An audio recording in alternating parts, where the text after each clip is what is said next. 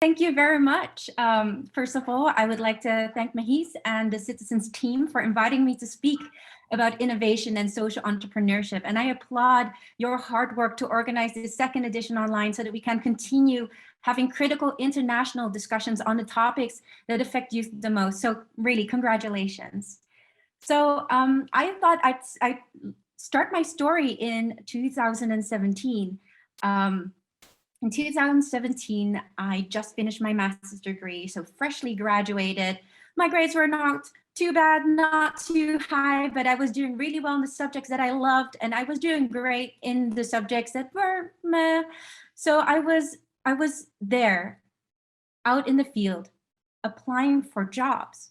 The job market right now is really hard, and I can even imagine that during COVID, it is even harder. But at the time, applying for jobs, every single motivation letter was rewritten by hand. Every individual company got a specific individual motivation letter expressing my thoughts and ideas. I went to conferences where I was meeting people and I was being curious about other people's work, not just asking them, what do you do for a living, but really reflecting on their projects and thinking about how their projects related to things that I'm interested in. Especially to those people who I had absolutely no similarities. They come from very different fields or sectors, but I tried to find something to be curious about, to really relate. And then one day someone approached me. This man approached me saying, hey, we are both really interested in the social issues that are happening in our society. And we're both trying to find and connect with people who want to create change. So he approached me and said, hey, look, I want to create change and so do you. Why don't we sit down together and think about the changes that we want to see and how we want to do that? And we sat down. We are very different people with very different skill sets, but we are both very passionate about social inequalities, the environment, and promoting peace. So in 2018, we sat together on a bench outside and we had a piece of paper in our hand, we had a pen, and we just put down all our ideas. We really expressed, we let it roam, and we started to think about how can things be better? How can things be changed? What can we do? What can we do to create that change? So in 2018, we started making a model of a company that we then became co-founders of called Sunium. We chose to create specifically a social enterprise because our organization needed to have the specific objective where our mission is to address the societal problems. And because we created a company, a social enterprise, we created jobs. So we didn't specifically come up with a product idea, but we innovated the way that things need to change. And my colleague had a way to create that change that he wanted to see and used systems thinking to be able to achieve that. But here's the crux. Unemployment among youth represents one of the greatest global challenges that we see in our society, especially today. So recent estimates say that 600 million jobs will need to be created over the next 15 years to meet youth employment needs. And even when there are jobs, job quality and security. Job security is such a serious concern, being sure that you're able to stay in your job. We see too many young people move from internship to internship to internship, being under disappointing circumstances. How many of us have been picking up coffee for our bosses? We have no development opportunities in an internship or no prospect for growth afterwards. You see, the last speaker already mentioned that there are so many unpaid volunteers who are in the field. These are people who are joining or building organizations to gain experience so that you can gain paid employment. So traditionally, there have been many ways to deal with this, such as lobbying, demonstrating, taking a stand to those in power to make the wrong things right. But what can we do? Social entrepreneurship can offer our youth an alternative way to explore sustainable employment. We can use our skills and our talent and capacities to develop ourselves to create the changes that we want to see in our communities. In essence, Youth social entrepreneurship provides employment opportunities, encourages youth participation, and helps youth development. But while the Sustainable Development Goals, organizations, and many projects push for this sustained, inclusive, and sustainable growth, and they create programs where youth can be supported in their passions, there are still many countries that have legal frameworks that are in place that limit active engagement of youth in these economic, financial, social, and political spheres. For example, limited access to startup funds. This is probably one of the biggest challenges we face. We have great ideas, we have great passion, we have a lot of people who want to work towards the same goal, but we need to have a source of funding to be able to work towards that goal. Startup funds made available by governments in many countries aren't going to those who are starting, but those who are already established. And this restricts youth entrepreneurship because young people are coming with new ideas, new thoughts, and are being limited because they don't have the financial capacity to do this. And without a financial backer, this has then become a problem. So you see that in the current ecosystem, we've been dealt kind of a rough deal, but there's a shiny new opportunity. We are digital natives. We adopt technology so fast, we integrate that in our work, in our personal lives, and we are quick to leverage these experiences to our advantage. But I find this very easy to say from me here in Europe. I have glass fiber, I have 5G connection, whereas I know that not everybody in the world has even access to the internet. Not everybody has hardware to be able to be connected. Not every city has the infrastructure to be able to facilitate this either. And this is acknowledged by the Sustainable Development Goals, especially Target 9C of Sustainable Development Goal number 9, which is industry, innovation, and innovation, which urges governments to significantly increase access to information, communications technology, and strive to provide universal and affordable access to the internet by 2020. Well, 2020 happened and see where we are. There's been limited progress, but there is progress, slow and developing. But is that enough for us right now? Is that enough progress for you to start your own social enterprise? So I thought, let's talk a little bit about you. Think about it for yourself, just for a moment. Think about it. What stage are you in? So I have an idea and I'm looking to see how I can make it a reality. Or I started working towards my dream. I'm planning, I'm thinking about it. I have a Pinterest board.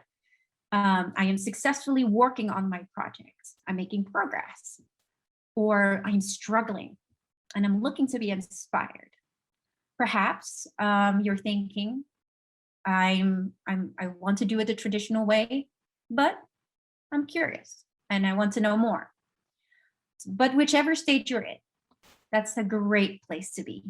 To just be open and curious towards opportunities like this one. Just being here today empowers you, gives you the courage, and allows you to meet like-minded people of all over the place to start exploring new adventures. Remember, the only reason this man reached out to me, my co-founder, was because I met him in a place where people wanted to have the same things. I was open and I was curious. And this adventure then starts here. So first of all, thank you for being here, for still being in this call, for in this chat, for being curious and seeking to continue to develop. So before you embark on your journey or while you're on your way, you'll need many different things. We already talked about access, funds, and opportunities. Those are administrative items. You can even call them challenges, barriers, restrictions, things to cry about at night. But whatever you call them, please don't use the last one, but at least find a term that empowers you rather than discourages you. But let us also do an internal inventory and see what skills and capacities you already have and which ones you need. So regardless where I am in my journey, and I do this maybe once every year or once every 2 years, I do a SWOT analysis. I imagine that most of you know what a SWOT analysis is. So it's finding your strengths, weaknesses, opportunities, and threats. Mostly people use it for their business, or if they're working on a project, they look at the strengths, weaknesses, opportunities, and threats. But have you ever done one on yourself? To really think and reflect, What am I good in? Not what I want. One thing is something else than being able to do it. So what am I good at? My strengths, for example, is that I like to talk a lot. So, limiting my time limit is something that I rely on the organizers to kind of manage. So talking is a really good thing for me, but one of my weaknesses is that I don't like to write. I get really embarrassed sometimes by what I write because I feel that I'm not expressing myself right. What is an opportunity? An opportunity is, for example, is there a good course out there, a writing course, or maybe an opportunity is starting a blog and just allowing myself the freedom to write, whether that is a public blog or a private blog, trying to think about opportunities to foster your strengths and your weaknesses. An opportunity is a strength. An opportunity is like coming here today and talking and sharing things that I enjoy talking about.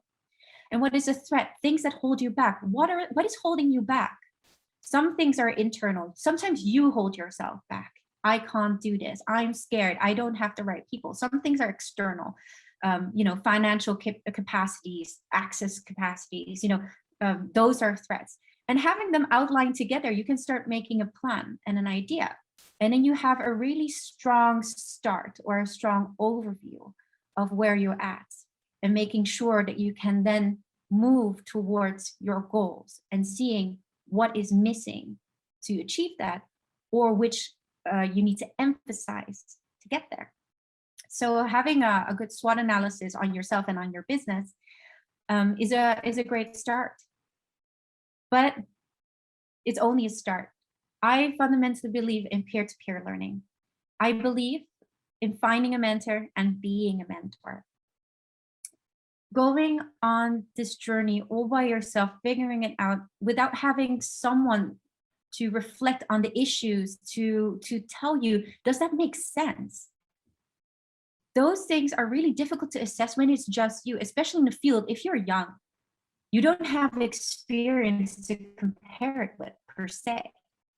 You need to get experience along the way. And when you can't get the experience from yourself, when you don't have the time, when you don't have the finances, you can go and talk to someone who's already been through it. And finding a mentor can really help you. But a mentor is not a teacher. I think those are two different things. A teacher tells you what to do. A mentor guides you through the thought processes. So when you are a mentor, I don't believe in, I'm going to tell you, you need to do this, this, this, this, and this. I listen. I talk to them. Does that make sense? Does it not make sense? When I see opportunities coming by, I say that, look, here's a great opportunity to do a workshop, to do a class, or I see a funding proposal, which they might not have seen because they don't have access to that network, but I do. Perhaps I know someone, perhaps that this person can learn from, who can give them some insight into the job, maybe a one-time, 1 hour conversation. And just being curious about what my mentee is doing. My mentee, what are you doing? Why are you doing this? Taking an interest, make them feel that they're not alone and they're on this journey by themselves. Finding a mentor has given me great opportunities. These are not people I asked to be a mentor. These are people who just turned up and said, hey, I'm curious about you. And I'm going to look what you're up to and encourage you. And I'm going to give you insights of what I would have done or what I would have thought about or things to consider. And I'm going to think about, I see an opportunity, I'm going to send that over. Be that mentor. That gives you also the opportunity to give back. And it's already the start of finding like-minded people who are interested in the same things. And perhaps in the end, you will come and join and become a company together. And that's then the start, having knowing a little bit about yourself, finding the people that can guide you. You don't have to have one mentor. You can have different mentors in different areas. You can have mentors who have absolutely nothing to do with your field. People who are so different from your thing, but they give perspective because they see it from a different angle. Then it comes to leveraging your network. Leveraging your network, finding a good access point, a good presentation, a good feeling, finding the people to connect with. For example, today, A good access point is someone you see, you know, oh, this person, so for example, for myself, oh, this person works for in the United Nations system. I'm a good access point if you're interested to study at the United Nations University, or if you're interested to learn more about the United Nations. Perhaps you like my presentation and you were like, oh, I liked her presentation, so I'm going to connect. And because I thought the presentation was good. Or you had a good feeling, you didn't understand, or you were just, you know, the presentation was for what it was. You don't know anything about my background. You're like, I have a good feeling about this person. I'm going to connect with this person, whether that's an email or LinkedIn or Facebook or whatever. Leverage your network and then share your thoughts and your ideas. And perhaps, who knows, you'll find people who connect with. But then sometimes I wonder, is it fair? We see societal problems that we want to help fix, and we need a job, and at the same time we need to take matters in our own hands, because if we don't do it, nobody's going to do that. The people who are empowered to do this are sometimes so far removed from the problem. People who are living in marginalized area, people who don't have access to the internet, children who don't have a say or don't understand the world that they live in. Sometimes we need to, when we need to protect these people, or we need to empower these people to be able to have a say. And sometimes that role falls on us. Is it fair? That is a really good question. But the thing is, whether or not you want to do this is about being a social entrepreneur in a successful pursuit. What I mean with this is that the successful pursuit of youth social entrepreneurship is highly dependent of the combination of enabling factors, conditions, and settings with the entrepreneur ecosystem. So I'm talking about what I mentioned before, the access, having funds, technology, infrastructure, support. Without it, it's difficult. And the extent to which the potential of youth social entrepreneurship is realized depends in such a large part on this ecosystem. But I believe that we can create a change, at least locally, at least with one person.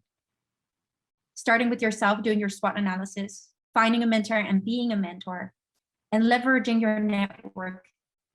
Share with your network, be curious about your network, and perhaps you can find the people to then start building something that can create the changes and bring people together to foster youth participation and to create changes in the society that you want to see.